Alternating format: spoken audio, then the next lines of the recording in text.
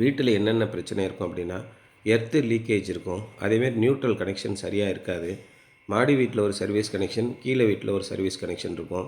2யும் சேர்ந்து UPS connection கொடுத்துருப்பாங்க. இந்த மாதிரி பிரச்சனைகள் தான் நிறையா இருக்கும். ஒரு சில இடங்களில் எர்த்து ப்ராப்பராக கொடுக்காம இருக்காங்க. எர்த்து ப்ராப்பராக கொடுக்காம இருக்கும்போதும் உங்களுக்கு எங்கே பார்த்தாலும் ஷாக் அடிக்கும். அடிக்கடி ட்ரிப் ஆகிக்கிட்டே இருக்கும். அதே நேரத்தில் இபி பில்லு அதிகமாக வரும். இந்த மாதிரி பிரச்சனைகள்லாம் நாங்கள் அனலைஸ் பண்ணி சொல்லிடுவோம். மற்றபடி சோலார் ரிலேட்டடாக வீட்டுக்கு என்னென்ன வயரிங் தேவையோ எல்லாத்தையும் பண்ணி கொடுத்துருவோம். என்ன ப்ராப்ளம் இருக்குங்கிறத நாங்கள் செக் பண்ணியும் சொல்லிடுவோம். ஸோ இவ்வளோ வேலைகளும் நம்ம ஒரே ஐடியா பண்ணி கொடுத்துறோம்.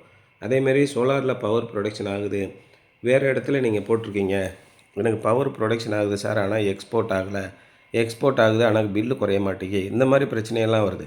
அதெல்லாம் நாங்கள் அனலைஸ் பண்ணி பில்லை எடுத்து கம்ப்ளீட்டாக செக் பண்ணி அவங்களுக்கு ரிப்போர்ட் கொடுக்குறோம். அதேமாதிரி எதாவது ப்ராப்ளம் இருந்துச்சுன்னா அதை நாங்கள் சர்வீஸ் பண்ணி கொடுக்குறோம். அதனால் எங்கள் கம்பெனியை நம்பி நீங்கள் தாராளமாக நீங்கள் சோலார் போடுறதுக்கு முன் வரலாம். சப்போஸ் உங்களுக்கு நான் வேறு இடத்துல சோலார் போட்டுக்கிறேன் சார், எனக்கு இந்த மாதிரி டவுட் இருக்குது அப்படின்னா நீங்கள் பேசுங்க. உங்களுக்கு பிடிச்ச இடத்துல நீங்கள் சோலார் போட்டுக்கலாம். அது ஒன்றும் தப்பு கிடையாது.